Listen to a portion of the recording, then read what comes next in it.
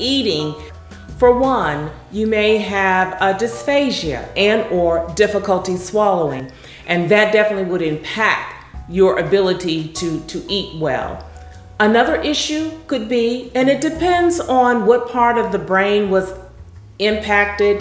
The blood flow is lacking to the brain. That is, that artery is blocked for whatever reason.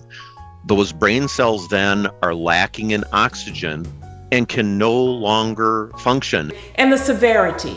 But you may have problems with muscle control with your tongue. The tongue is very important in the eating process. You need your tongue to move the food around, and as that tongue moves, it initiates the saliva being secreted. So you have your saliva and that food in your mouth, you chew it up, and then it forms what we call a bolus. The tongue is necessary to push that food or thrust that food to the back of the throat so that you can swallow it. So that's important. So if you have that poor muscle control, then that's going to impact that eating process. You may have problems with chewing. And again, the first part of the digestive system is the mouth and chewing up that food.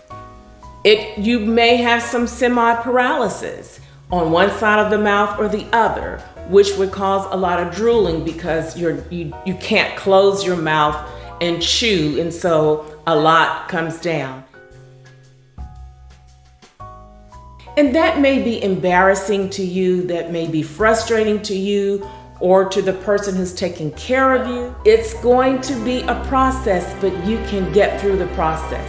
It's not overnight. You may have the risk of aspiration pneumonia because of the poor muscle control. Because when we chew our food, it goes down the esophagus. But it may go down the wrong way and go down that windpipe. And if it goes down that windpipe, you're going to get that cough. That can be an issue for you while you're eating. You're coughing and you're having these other issues. But we don't want aspiration pneumonia. And sometimes people don't have as much an appetite. Another issue is sometimes you still may have food in your mouth. A person feeding you, they need to make sure that you've already swallowed what was already in your mouth before feeding you again. If you're feeding yourself, you can make sure that the food is not still in your mouth or near if you can't really determine if it's still in your mouth. So those are some of the issues that you can have after a stroke. So now I want to talk about these three things I want to focus on, and that's content, consistency, and patience. Content is very important that you choose wisely the types of foods that you're going to eat, because we want you to have the best nutritive value during this time so it can help you and the body to heal. So first I want to say 5 fruits and vegetables.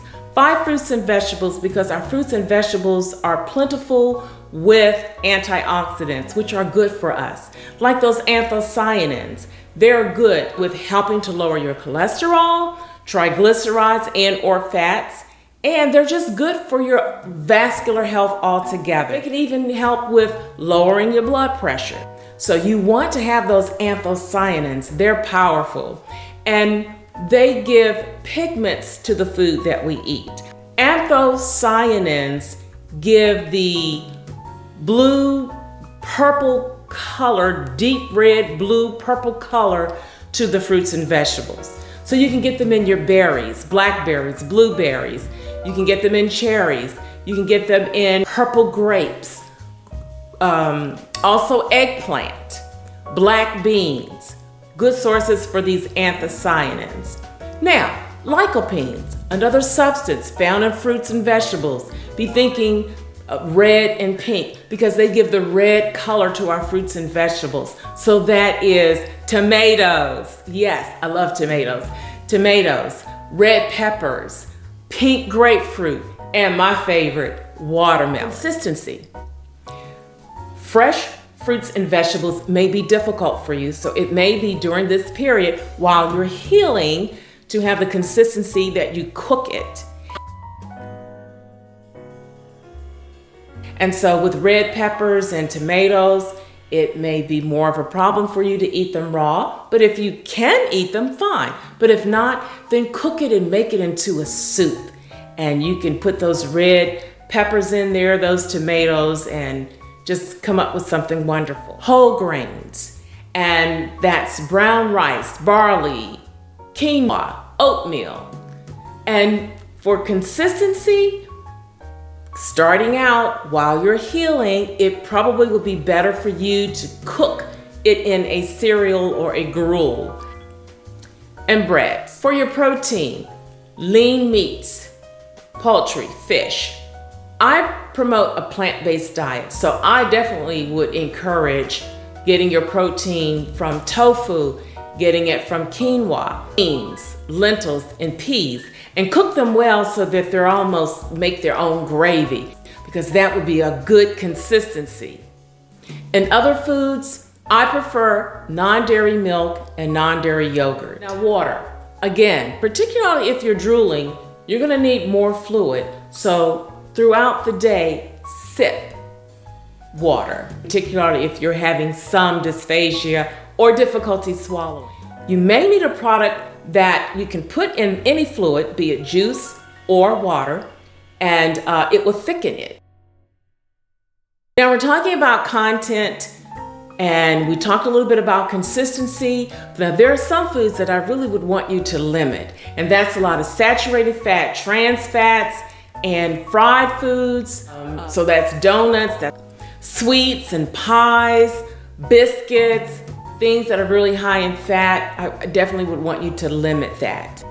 Snacks like chips and things like that, pretzels, salty crackers, that I would want you to limit. Butter, sour cream, saturated plant oils like palm oil, sugary drinks, beverages, sodas, energy drinks with a lot of sugar in them, because sugar can damage your blood vessels. And they do it by hardening of your arteries, thicken walls of your capillaries, causing small blood vessels to leak and reduce blood circulation to the skin, to the arms, to the legs, and to your feet. And the last thing I want to cover is alcohol. There was a study that the more alcohol, it increased the risk of strokes. What's recommended is no more than 2 drinks a day. I would definitely not do alcohol. I don't promote alcohol anyway, but no alcohol. And alcohol can damage your liver and make it not function as well. And you need the liver to help make the blood clots. So if you're not getting the blood clots, then that can lead to bleeding in the brain, another stroke. So we don't want that. Well, these are just some recommendations. And patience. It's not an overnight process, but you will get there. A lot of people do recover and just stay in there working with your team. But I hope this helps you, and we talk more about diet and health in the after party, and today we just want to talk about what to eat after a stroke. Anyway, I'm Das, I'm out, but I want you to subscribe, and I'll see you next show.